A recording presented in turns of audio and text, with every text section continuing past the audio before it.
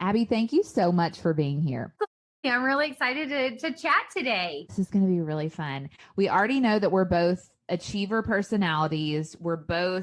I'm walking down the path of writing my first book. You just released your first book. So we have some stuff in common. And as I was looking just at your feed and your book, I'm excited about this conversation because I know that we share some things in common, and this is going to be really fun. So before we jump into the book, The Living Table, I want to hear a little bit more of your heart just around what holds us back from hosting, from having people over. Hospitality, sort of the wraparound bow of this conversation, but I want you to sort of share your heart for this topic and why that's maybe hard for some of us, and you just do your thing. Okay.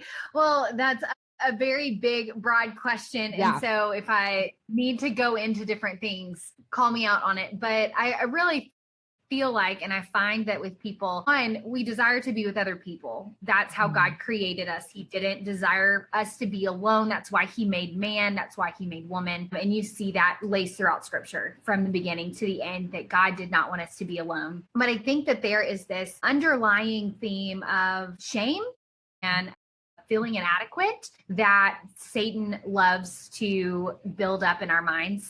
I think that that's why in Genesis, when they ate of the fruit, it didn't say they were naked and scared. It didn't say that they just were naked and they fled. It said that they were naked and ashamed.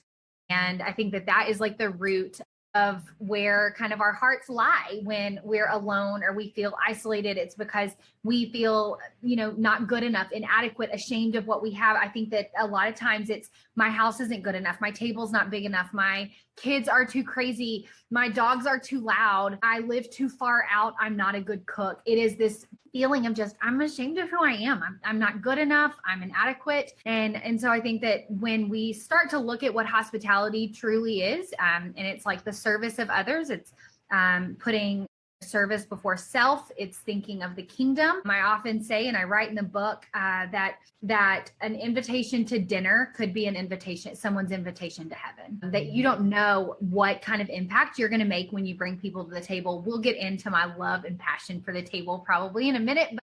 But I think that when you look at the true character of God and his design for hospitality, it is to show love and to serve others. If you look at the church's definition of hospitality in like how different ways you can volunteer in the church, hospitality manifests itself in a lot of different ways. It could manifest itself in potlucks. It can manifest itself in like loving on people after the baptism. It can manifest itself in greeters. So it is just this like consistent service and outward expression of service. And so, but I think that what I find is in order to show that, you have to lean real hard into God and that character of God.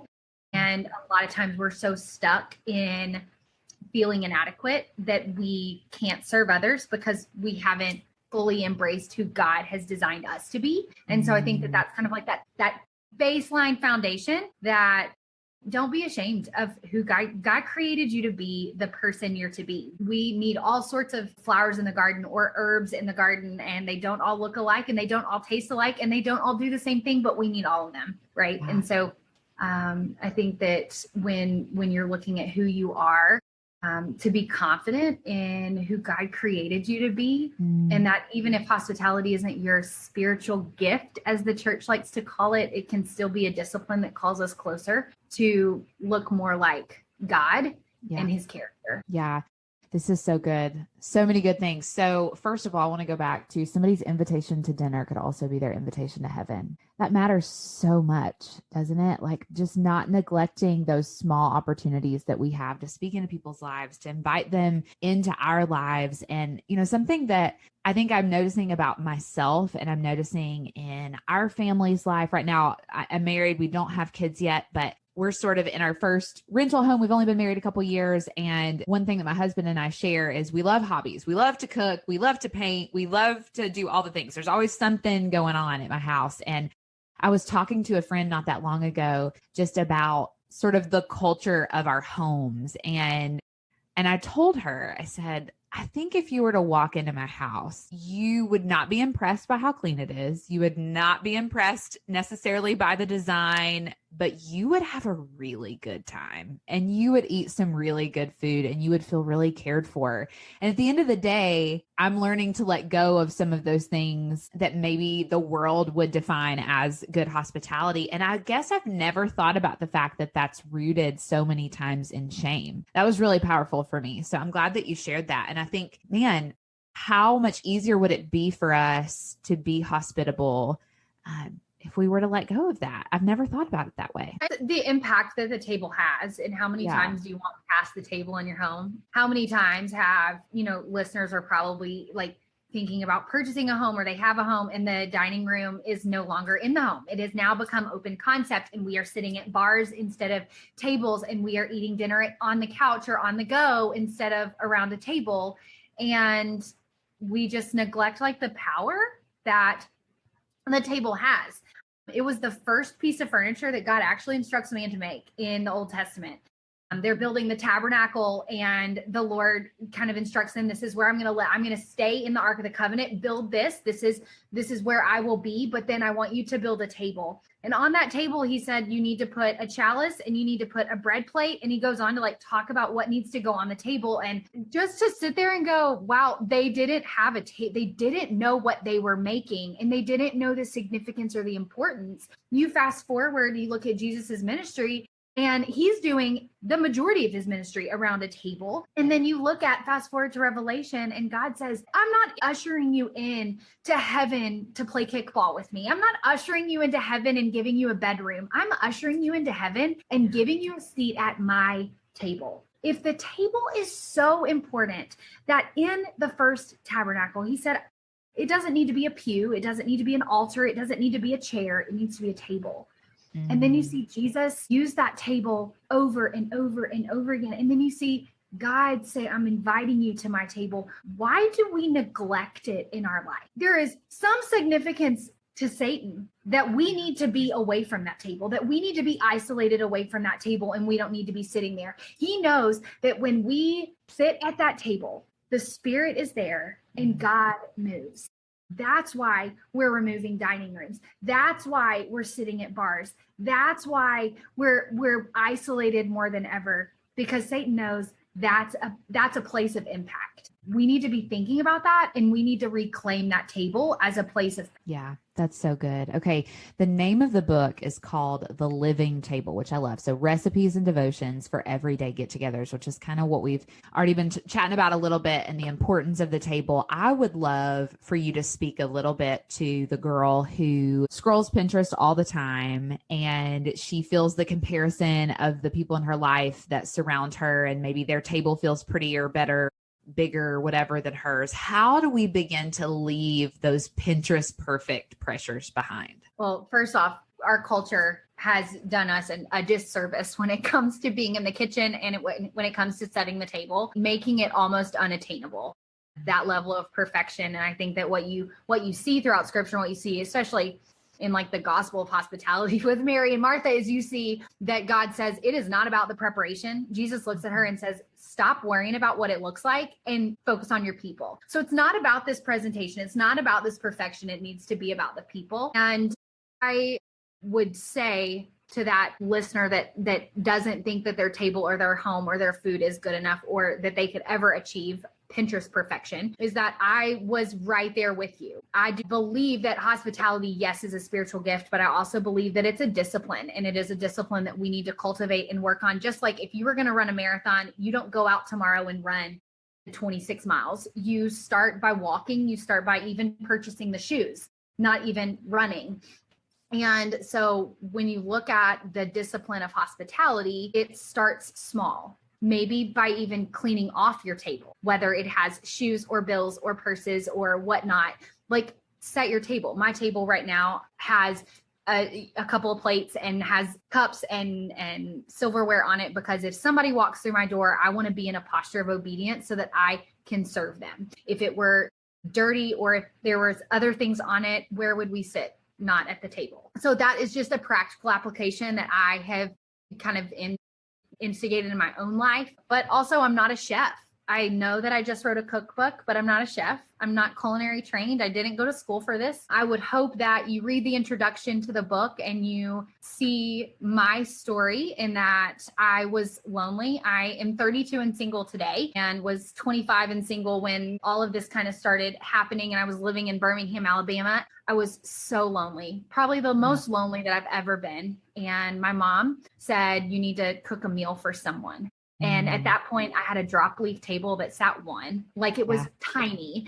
And I was like, no. Well, I did. The meal was terrible, but she wanted to come back. One person turned into two, turned into six, turned into a Bible study. It was the way that the Lord used that table to build my community. He doesn't want us to be alone. He doesn't want us to feel isolated. He doesn't want us to go through life without our community. And so creating and finding that community, I think, is so important. But I hope that you read the book, you look at the recipes, and it's not, she's a Martha Stewart or she's a Rachel Ray. No, right. I'm your best friend.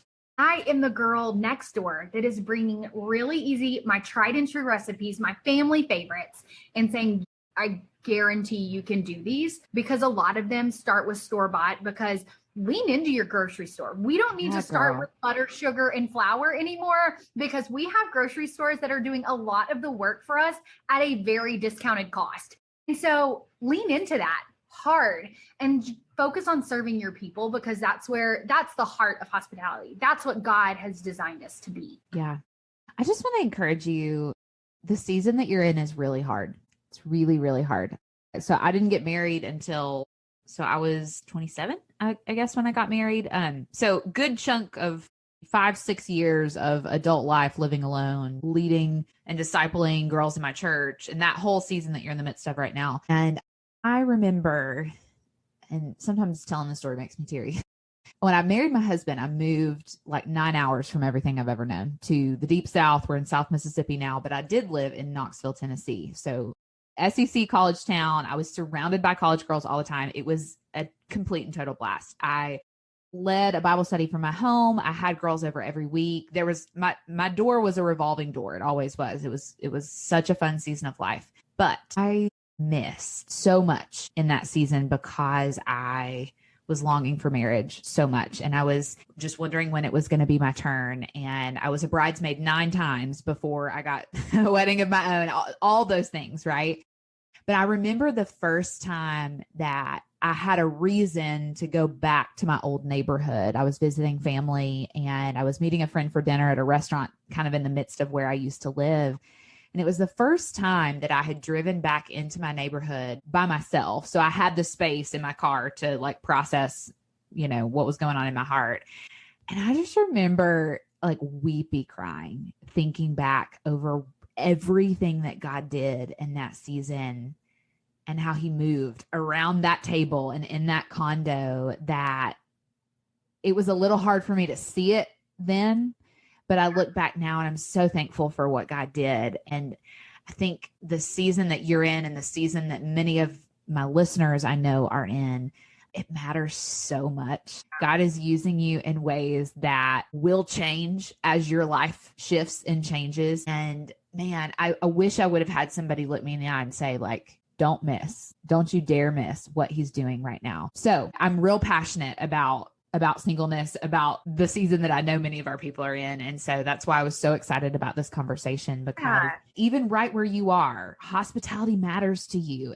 And I guarantee you that brings you so much joy, doesn't it? To like invite people into your life. Of course. And I heard a pastor say probably 4 or 5 years ago that the God's provision for loneliness in the Old Testament was marriage. And then God's provision for loneliness in the New Testament shifts, and his provision becomes the Holy Spirit, becomes the church, becomes that community. And I wrestled with that. I mean, I went to my pastor and I was like, I disagree hard with this statement. God designed me for marriage. That is the only way I will not be lonely, is with marriage, and I like really had to wrestle with that until I got to the point of, yes, do I desire to be married? Yes. Do I desire to have kids? Absolutely. But I also sat with that statement and said, I'm the most full when I am with my people. Yeah. If my people is a man and 3.5 kids, great. Yeah. But if my people is my community, if they're my community, they are the girls that I'm doing life with, if they are the girls and guys that I'm hanging out with on a regular basis, like, then my heart's full with them. But when I sit and I'm alone in my apartment and I allow the enemy to captivate my thoughts and say, no, you're not sitting in solitude with the Lord right now. You're sitting in isolation because you're lame, because you're alone, because you're single, because you're not cool enough, or you're not good enough, or you're not pretty enough, or you're not successful. Insert your adjective. I can spiral into a vortex of emotion. When I sit and I am alone in my apartment and I identify those moments as moments of solitude with the Lord and say, if I were married, I would have somebody here that I would have to share this space with. If I was married and had kids, I would have other people that I'd have to take care of right now. And then like savor this sweet time with the Lord, or even do something spontaneous with my friends. Singleness is such a gift. And I think that when you look at it as, yes, I do have those desires, but the more I draw closer to the Lord, the more my desires are going to line up with what he has for me in the next phase. And I love the verse in Psalms. It says, you're a lamp unto my feet. So all I have to do is look at my feet. He does not say he's going to show you the landscape. He doesn't say he's going to show you the road ahead. He's going to show you the rocks or the gravel or the grass or the mud that you're walking through right now. And I've really had to sit with that in the last couple of years of, God, I'm such a planner. I'm so type A. I love all of my lists, but I'm going to be a good steward right here because scripture tells me that if I sow where I am, I'm going to reap dividends. Yeah. But if I don't sow where I am, then I'm not going to reap dividends. And so I'm going to sow right where I am with you because I know that in the future, you're going to bless me for that faithfulness to you and that obedience. When you look at that in your life and how you apply that, put yourself in that posture of obedience of how do you invite your community in? You invite your community in by being ready to say yes. Is that yes to an open door? Is that yes to sitting at the table? Is that yes to making a meal for a family that just had a baby? For married couples, I read a quote the other day on Instagram and it said, hey, married couples, don't forget about your single friends.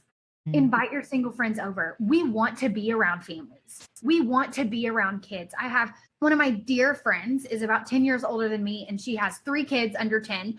And one of my favorite things to do, and she laughs that it's one of my favorite things to do, but I love to go pick up her kids from school, go pick up dinner at the grocery store and make dinner with her kids. I love at her house, not at my house, at her house. So I essentially feed her family of 5 and do everything. And she's like, you're like our little nanny. And I'm like, no, I'm like the fun aunt that comes over every once in a while and hangs out with your kids. But I love that it fills my cup and I'm able to serve others in the same way. Married people, don't be discouraged or embarrassed or a little iffy. Should I invite my friends over, my single friends over because I don't want to make them feel bad? No, we want to be around you. Don't think of us as having the plague. We want to be as much a part of anything as anyone else does. Yeah, I agree. I had a family that really invested in me the last few years when I was single. And the coolest part about my friendship with them was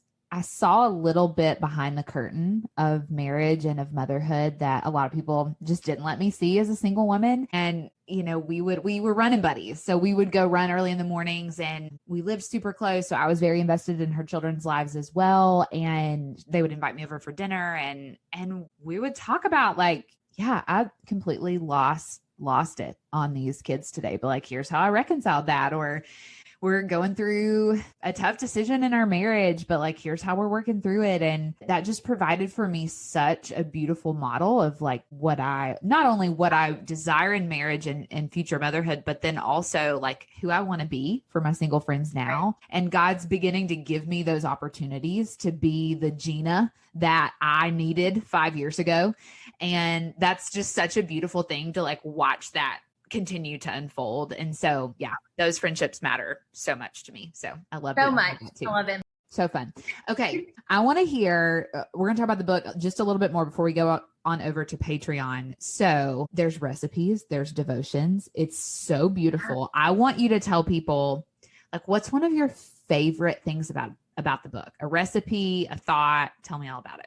Yeah, I love that the book is designed to not only inspire you in the kitchen, but also inspire moments for you to bring people into your home. That's one of the biggest challenges that I hear from people is like, okay, I don't know how to invite people over on a Tuesday night for dinner. It's way easier to say, hey, come watch a movie. Hey, let's have a game night. Hey, let's do a pool party. Like, it's so much easier to create little, what I call micro moments in life than it is just to say, hey, do you want to come over for brunch? Because that just, for some reason, mealtime feels a little formal when you ask somebody to come over for dinner. But if you're watching a movie, that feels a little, there's a theme to that. We all feel a little bit better with the theme. That's why the majority of Pinterest pins are all themed. Yeah. But I think that that's one of my favorite things about the book is that it's broken up into 5 different tables. So the table that serves and celebrates and parties and welcomes. And in that, there are little devotions about how we can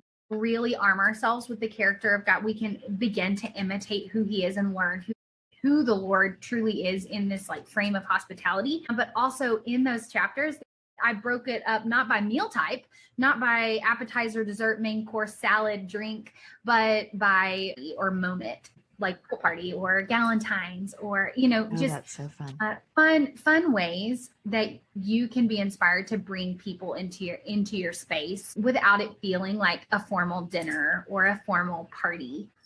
It can just be a hangout because, and there's something to the big moments, the anniversaries, the birthdays, the holidays, but then there's, I think, true connection, like intimate connection, sometimes forms on the Tuesday nights or on the Thursday afternoons. So yeah, I love that. That's so good. Okay. So before we go do our bonus interview on Patreon, which I'm really excited for our people to get to know you a little better, I want you to tell people where can they grab the book? Where can they learn more from you, connect with you online? Tell us all those things. Love that. That's so creative. How fun. Okay. I want everybody to go check that out. And what we're going to do now is go get to know Abby just a little bit better over on Patreon. So join us over there if you are a bonus subscriber on Patreon. But for now, Abby, I've loved talking with you and I'm so excited about your book.